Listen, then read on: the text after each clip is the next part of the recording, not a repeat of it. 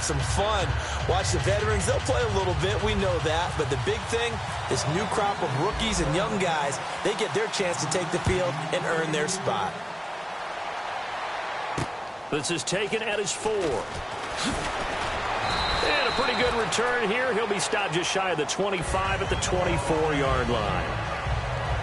So here come the Browns for their first drive on offense. They'll be led out by a guy with a lot to prove here in 2016. In his 5th year now, it's Robert Griffin III. So much potential, so much talent. And we saw that as a rookie when he was playing in Washington.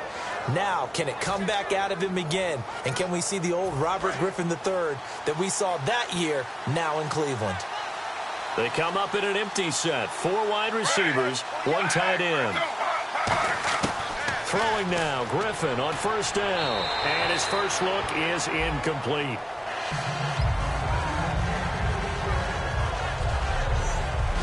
The starters for the Cleveland Browns. And let's discuss the tight end, Gary Barnidge. Sometimes he can get overlooked. I love how he emerged in 2015. We had a scouting report on him that said he was a good blocker, a dependable receiver, but no stardom at all. Had a 1,000-yard season in 2015. No longer do we have those shackles on him at all. Gary Barnidge can play. And he is going to lose yardage here. It's a loss of 4. Now 3rd down. When you think of Mike Daniels, you think of strength. Hard to knock off the football, but surprising quickness and ability to move and evade people. How about that play there? Well, he can squat 600 pounds, so that's how he caught people's attention coming into the league, and he caught our attention right there. So certainly not the start they were looking for here as they come up on a 3rd and 14.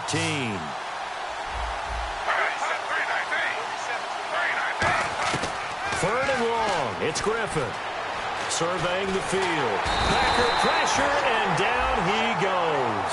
Julius Peppers in there to drop him for a 6-yard loss, and that'll lead to a 4th down. And we say it all the time, have to be able to get rid of the ball sooner than that. You have to help your offensive line out. They're going to protect you as best they can. And if you're getting 3 to 5 seconds to throw the ball, they're doing a really nice job. But when you hold it and give up a sack, you're really almost discrediting their work. A big kick that time, 52 yards. And it'll be Packer football here. 1st down and 10.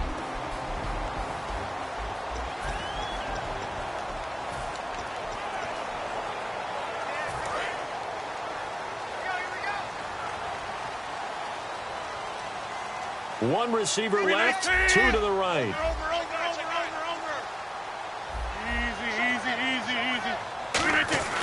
Throwing on first down is Rodgers. Over the middle, that's caught by Adams. 11 yards on the pickup, and the Packers are going to have a 1st down. When you see zone defense and you know you've got a drag route on as your primary call, you've got to be really careful as a passer about how far you let your guy go because he might wander into some tough coverage.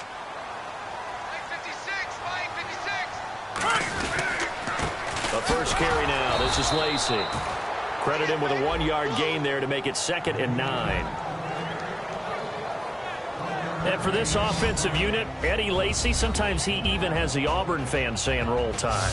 Now that's big right there because for them to say that, wow, that tells you how good a talent he really is. When he gets rumbling, the field tilts in his favor. Maybe I overstepped my bounds there a bit, but he's good. Brandon, you never want to get in the middle of Alabama versus Auburn.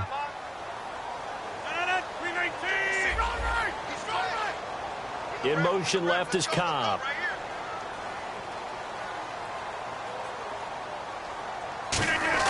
Now Rodgers throwing on 2nd down. A dump off to Lacy. And he'll get it down to the 47 here. It's a 9-yard gain, and it keeps the drive moving. And just in general, Charles, on a play like that, how tough is it for the defense to account for a running back essentially being a receiver downfield? It's very difficult, especially if the running back has skills like a receiver, and you're aware of that before the game even begins. So throughout your practice sessions, you're going to want to be aware of him. Where is he lining up? What can he do? What kind of damage can he do to us downfield? And who can match up with him without weakening our overall defense? You're exactly right. It's a tough task to match up to him. Brandon, that play ended so fast, it's almost as if the quarterback handed it to the runner, and the tackler was there right away for a loss of yardage. On second down, Lacey. And running room scarce here. He's going to be stopped in his tracks at the line of scrimmage. Big Stephen Paya there to get him down to the ground. And now the starting defense for the Browns. If your day involves blocking Danny Shelton, you better pack lunch and dinner. It's an all-day job.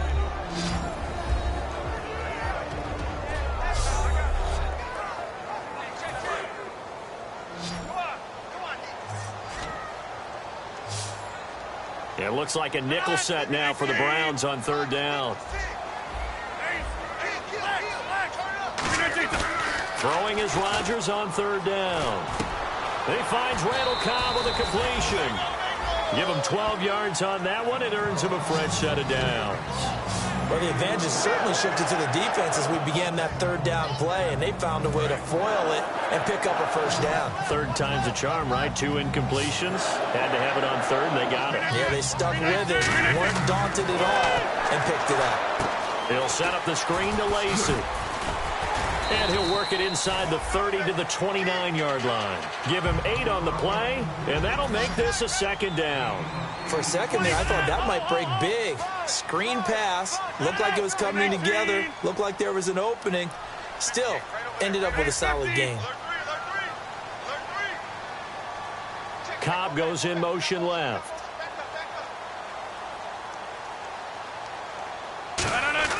Rodgers to throw on second down. He's just going to dump this one off to his fullback out of the backfield.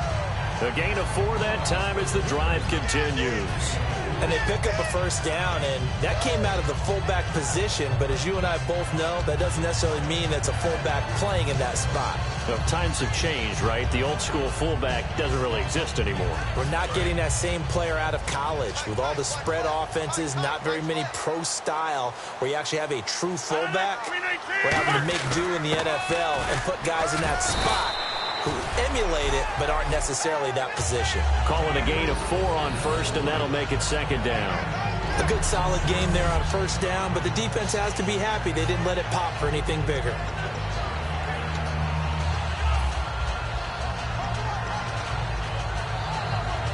Six yards to go here on second down.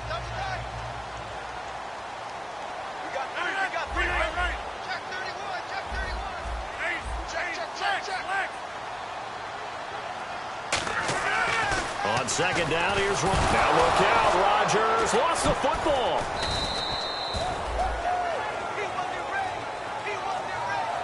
On plays like this, when the ball comes free, it's often unusual for the team that lost it to get it back. Because this is the quarterback. The ball gets away from him.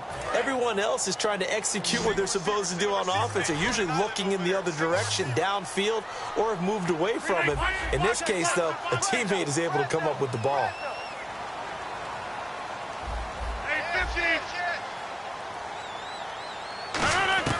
On third and long, it's Rodgers.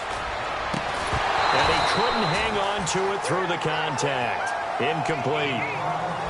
Normally, he's pretty reliable. Usually catches what's thrown to him. On that play, he simply dropped it. I don't think this will even... Nope, it doesn't even get there. Well short, and this will remain a scoreless game.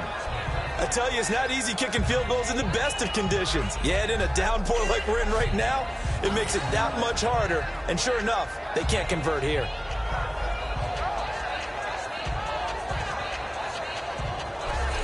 The Packers defense here, they're heading back out onto the field. Their stay on the field last time was short-lived with a 3-and-out. See if they can get some more of that. And ordinarily, you want to be on the field playing, right? But 3-and-outs, that's almost gold to a defense. Get to the bench, get some rest, turn the ball over to your offense. We'll see what they can do here, see if they can force another 3-and-out. Here's Johnson. There goes Duke Johnson, the 20. And all the way in, touchdown, Cleveland. Duke Johnson, 62 yards. And the Browns have taken the early lead. And on that long run, maybe the defense caught napping a little bit. The concentration level may not have been there. I agree with you on that one, because those types of plays, when they result like that, they're almost like big bolts of lightning, aren't they? Whoosh, and off he goes.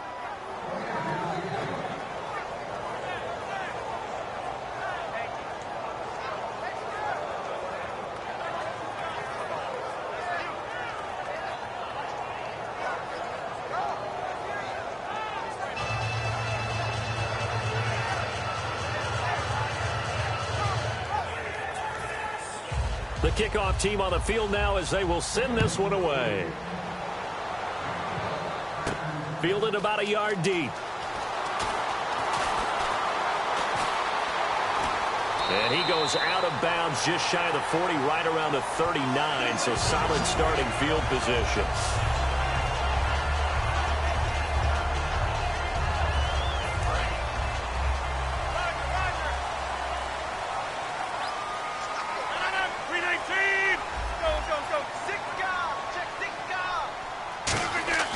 Rodgers now on first down. He couldn't quite hold it. Got hit. Ball pops out, incomplete. Looked like they had an opportunity for a big play across the middle, but he didn't have the concentration or the focus necessary and dropped it before he could haul it in. 2 seconds to go, first quarter.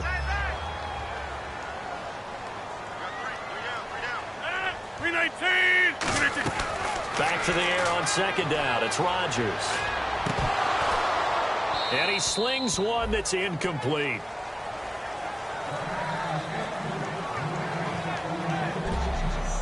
So they'll get a little extra time to come up with his third down play as we've hit the end of quarter one. 7-0 is our score. We're back to Lambeau in just a moment.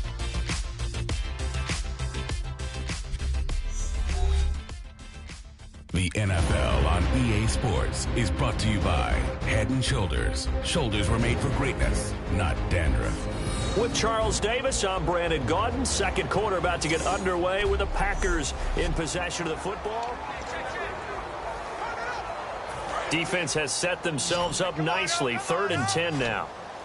1 receiver left, 3 to the right.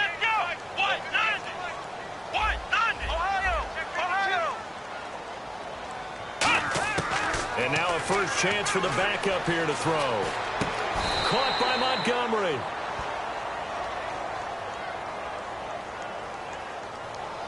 Holding offense. The penalty is declined. Now the second-year man from Buffalo, Jake Shum, on to punt.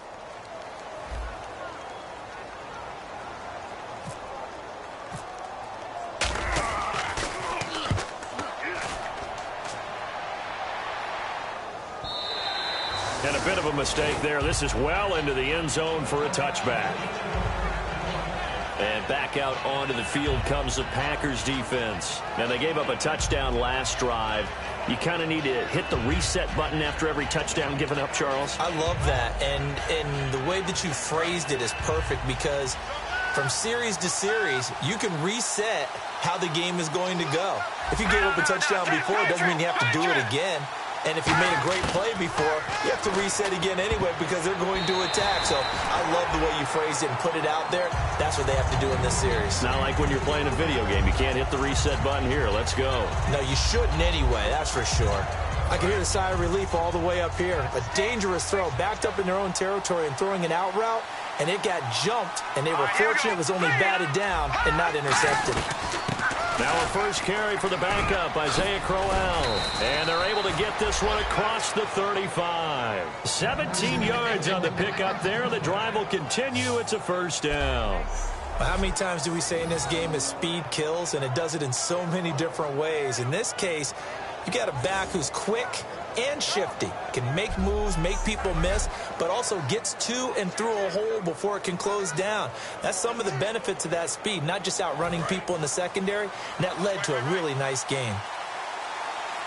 They'll come out in the pistol. Here we go now. Green 39. Green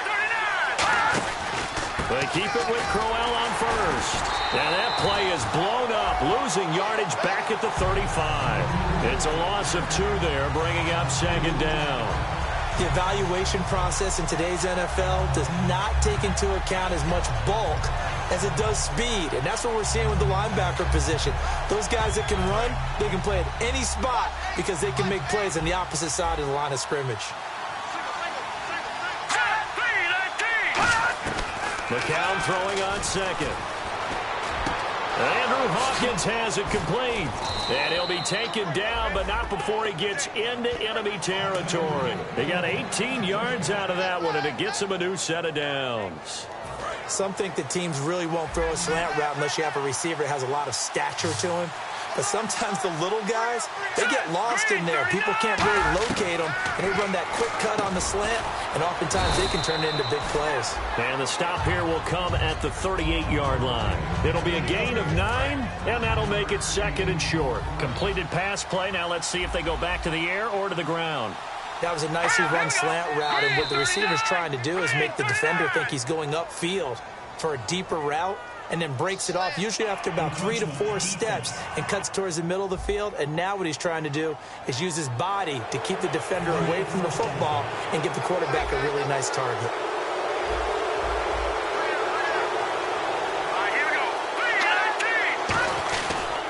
After the penalty, it's Crowell.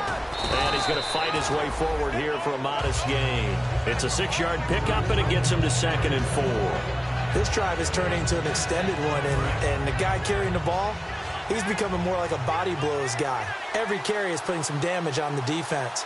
So after a while, I'm not too sure how many guys are going to want to run up and tackle him. Here's McCown to throw. This is complete to Hawkins. 5 yards is the pickup there as that extends this drive. This offense is in rhythm now, just accumulating first downs and moving the ball downfield.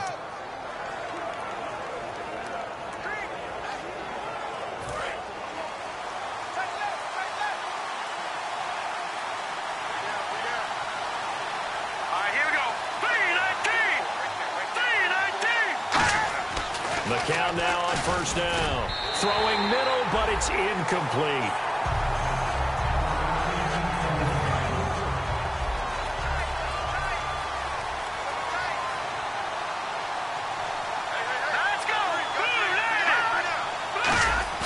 McCown will try again on 2nd down. And this is caught. Touchdown, Cleveland. And now we've got a stoppage and a timeout here called by the defense. It's their first.